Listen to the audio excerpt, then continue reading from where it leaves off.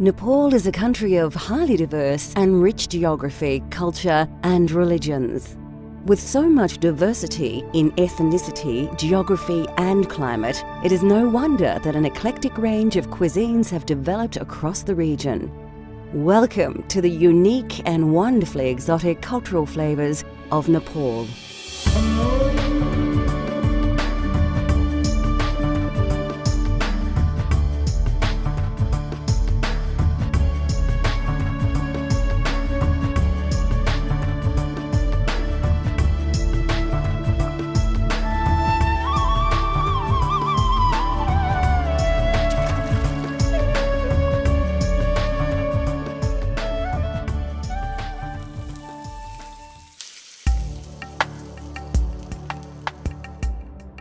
Nepal is bordered by China to the north and India to the south. The mountainous north has 8 of the world's 10 largest mountains, while the fertile and humid soil is heavily populated with peoples of various castes and ethnic backgrounds. Even the climate has as much as 5 seasons in any year. Something lot from China, there's sweet and pepper and there's something like that, and something lot from India. We got garam masala, garlic, and something is flavored on Nepalese flavor. Mustard and fenugreek seed. Long time our generation, Nepalese generation, they long time use fresh garlic, fresh mustard oil. They Nepalese on spice on recipe, something like that, yeah. And it is no surprise that Nepalese people have taken many influences from their larger neighbours. However, there are still many flavours that have always been unique to Nepal. Even fresh mustard also we grow on the farm. They don't have to buy much from market. And that's why it's all oil and spice, all flavor is very strong and tasty. Yeah, that's why I think Nepali food is very nice. Yeah.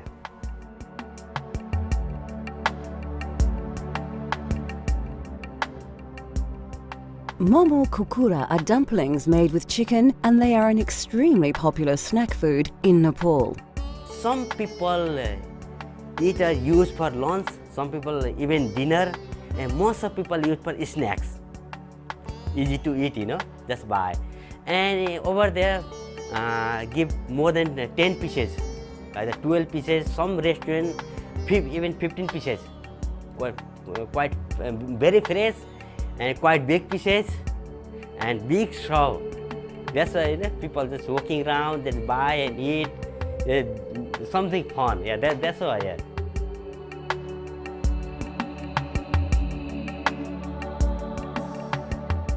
There are 2 stages to this recipe. To make the filling, you need some freshly minced chicken, garlic, ginger, onions and coriander.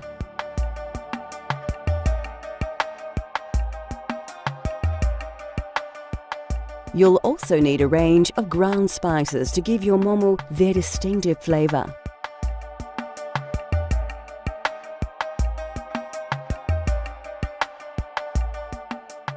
Finally, a few seasonings are added to make these Morris snacks even more mouth-watering. The dough for the momo wrappers is very easy to make and features just a few very common ingredients.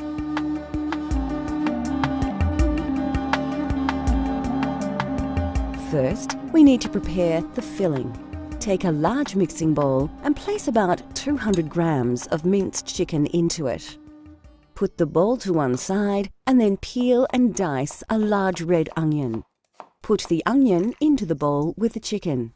Next, take a bunch of fresh spring onions, remove their stalks and then finely slice them like so.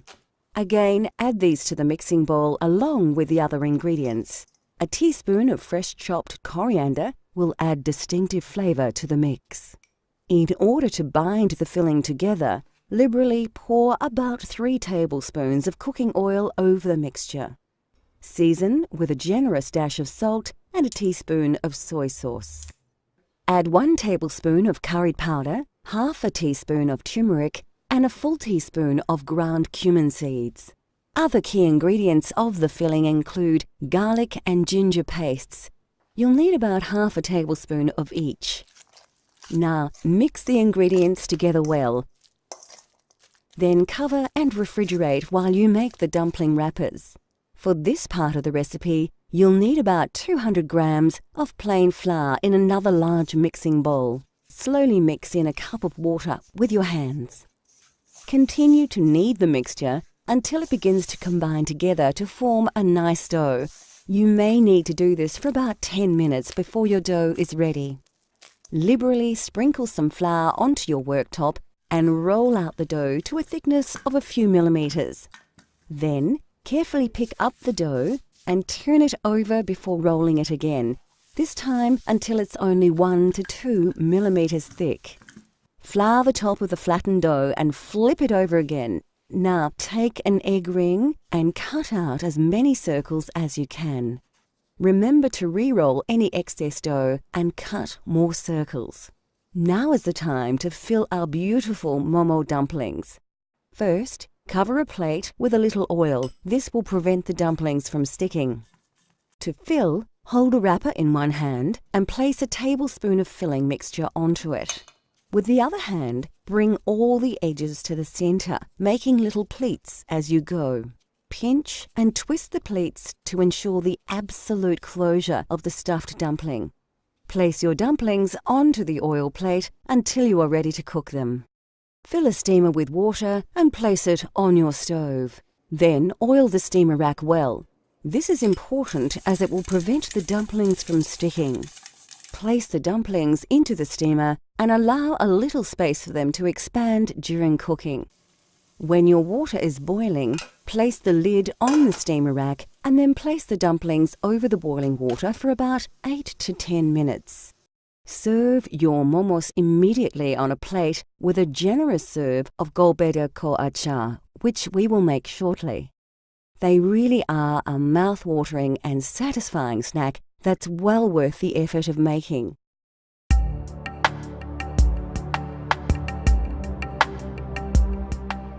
Nepalese cuisine is famous for achar, a vegetable or fruit pickle made from lemon juice, salt, and numerous spices. Homemade pickles became popular across Nepal in the days before refrigeration, as the fermentation process preserved food very well. There is thousands of variety of achar because different culture, different religion, different weather. And hillside, Himalayan side, they like to eat quite hot and flavored because they are very cold. And there's another side, not too cold, different religion, different people. And also, achar is one good for thing. In countryside, even countryside, don't have refrigerator, fridge. In city side, like the 20 years, 50 years ago, they don't have fridge, anything. That's why they put some spice and then keep 2-3 days, doesn't go off. That's why they started from that achar is spicy. Now everyone used to eat, used to like. That's why more popular.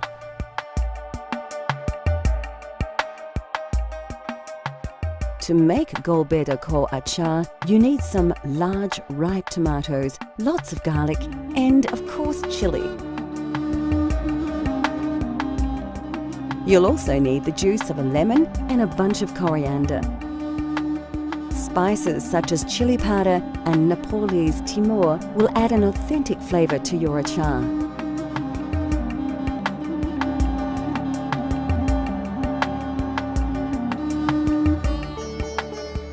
The first thing you'll need to do is slice a number of fine, ripe tomatoes in half and put them aside for later. You'll need to slice about 4 tomatoes in total. Next, take a small bunch of washed coriander and finely chop the leaves. Place the herbs into a small bowl. Pick up a long green chili, remove its stalk, and then chop it into sections of about 1 centimetre. Add the chili, including the seeds, to another bowl. Now grab about 4 or 5 peeled cloves of garlic and roughly chop them into pieces. Place to one side. Now you are ready to start the cooking process. Heat a frying pan with some oil to a moderate heat and add the tomato halves one by one.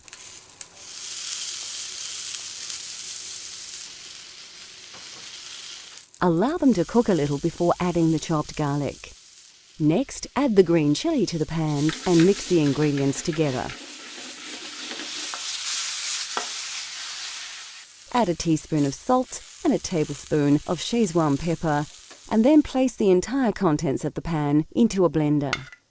Now add the chopped coriander and 2 tablespoons of lemon juice and blend until the ingredients reach a fine liquid consistency.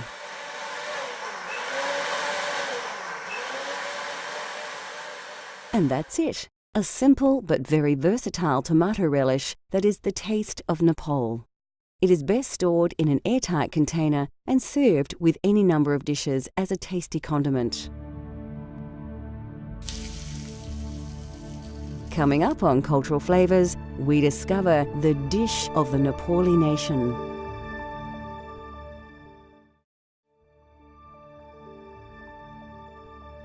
In Nepal, it is customary to serve meals on a platter, combining several meat and vegetable dishes, boiled rice, and a variety of condiments.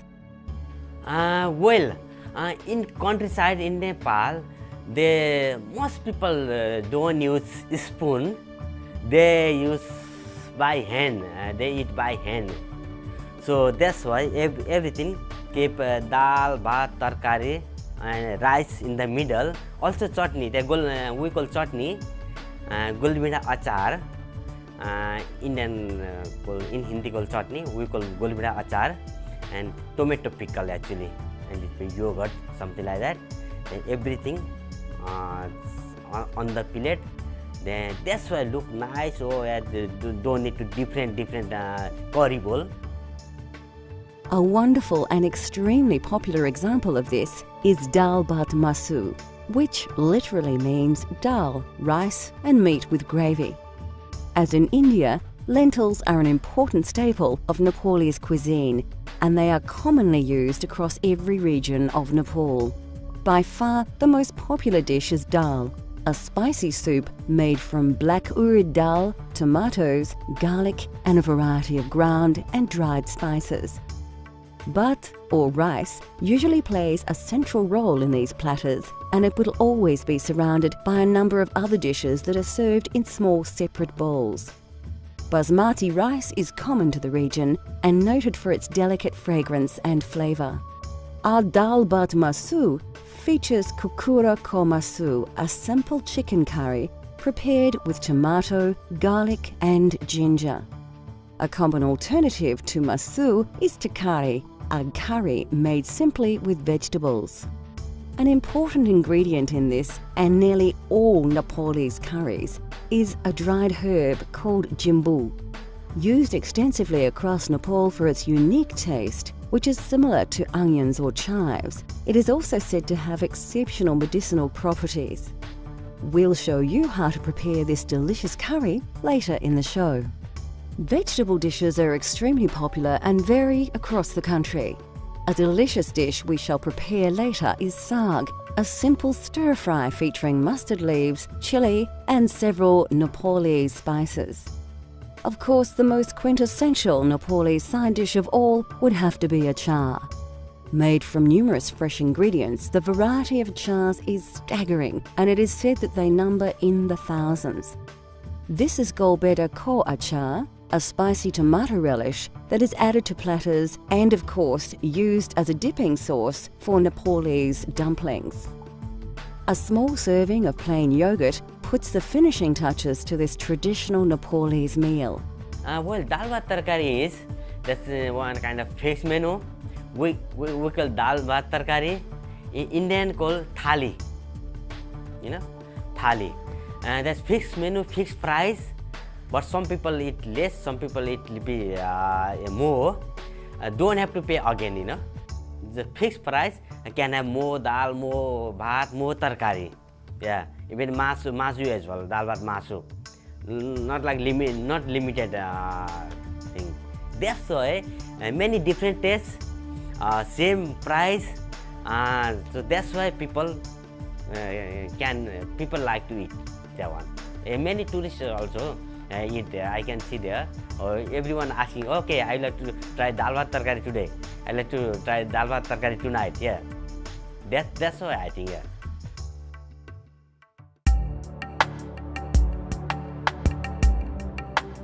Kokuro ko masu is a simple, slightly salty and lightly spiced Nepali curry made with tender pieces of chicken. The subtle flavours of this dish are very reminiscent of the foothills of the Himalaya. Well, kukra ko masu is kukra is chicken, masu is meat. Masu, meat is masu is everything, beef, pork, chicken, beef, everything. But most of people don't eat beef. Nepali people don't eat meat. That's why different religion, also different flavor, different spices. That's why people make and people eat different. Even in Kathmandu, Nepali people, they make a meat achar, meat pickle. Nepali people, everything, even they pray or something, they must have meat item. Many things, you know.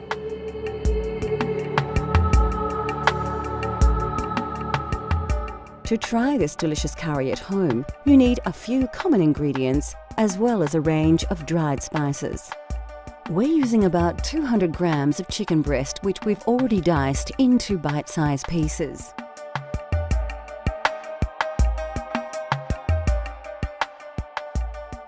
All of these spices should be available from your local supermarket, including Szechuan pepper, which has a slightly lemony flavour and is native to China. Of course, we're using mustard oil to give a truly authentic Nepali taste.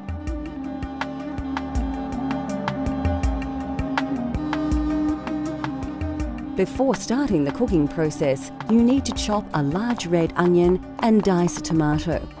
Like most curries, the secret is to start with a great paste. Pour about 4 dessert spoons of mustard oil into a large saucepan and heat to a moderate temperature. First, put about half a teaspoon of fenugreek seeds and half a teaspoon of cumin seed into the oiled pan. Quickly scoop 1 generous tablespoon of garlic and ginger paste and then add 1 red onion which has been finely chopped. Mix the ingredients well and cook until the onions brown. Take a good pinch of jimbu and a tablespoon of turmeric powder and add to the paste. To add a little liquid, add some chopped tomato. About 1 will do. Now for a few ground spices. You need to add a teaspoon of curry and chili powders, a generous tablespoon of crushed cumin seeds, and some ground Szechuan pepper. Finally, season with a large pinch of salt and then stir the paste very well, allowing the spices to release their exotic aroma. After about 3 or 4 minutes, your paste is ready and you can cook your chicken. Pour in about 200 grams of diced chicken breast and stir really well. We want to make sure that the meat is thoroughly coated with the curry paste.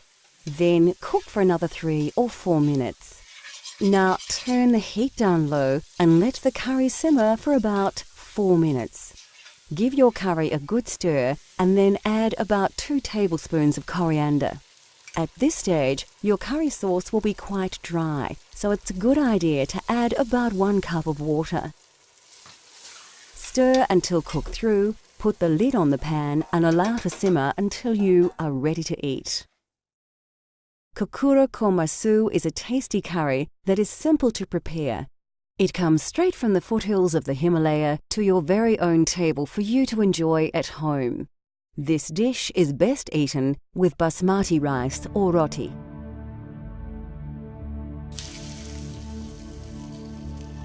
Next on Cultural Flavours, a tasty leafy dish that truly tastes of Nepal.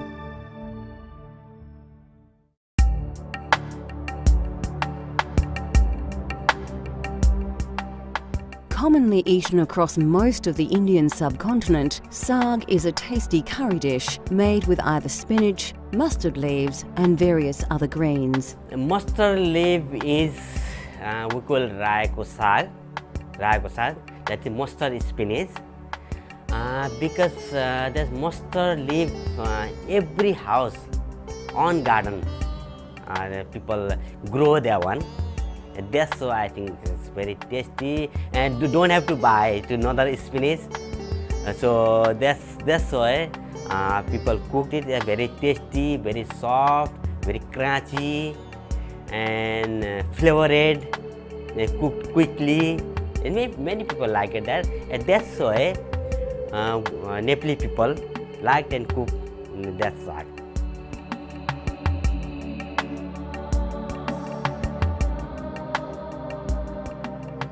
Today we will prepare an authentic Nepalese saag using fresh mustard leaves.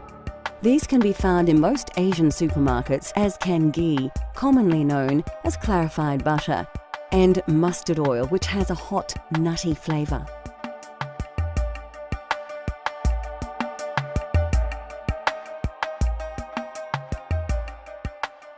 Alternatively, you could swap these ingredients for other more common ones such as spinach, butter and vegetable oil if you wish.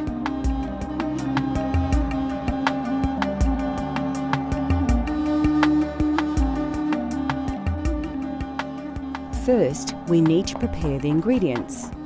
Grab a bunch of washed mustard leaves and roughly chop them, including the stalks and leaves as you chop.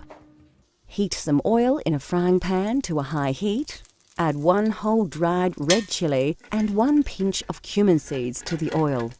Scoop 1 teaspoon of chopped ginger and mix the ingredients together. Next, add about half a teaspoon of turmeric and then a good dessert spoon of ghee. Let the butter warm through before adding the mustard leaves.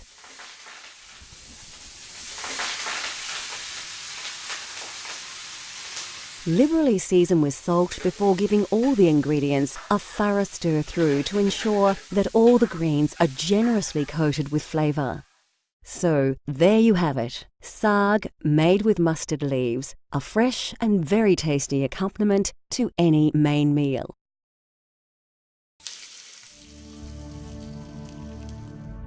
We hope we have uncovered the mystery of the local cuisine in the Nepalese high country. It is a food of many influences and flavours, yet it still maintains its own unique tastes and style. The food of Nepal relies greatly upon the produce that is readily available and in season, and its dishes have been greatly influenced by the diverse cultures and geography of the region. It is, of course, a cuisine that is well worth exploring just as much as the mountains that dominate its landscape. Cultural Flavours continues to explore the world through the diversity of food. From Nepal to Japan, France to Korea, let Cultural Flavours take you on a gastronomic journey so you can experience the tastes of the globe at home.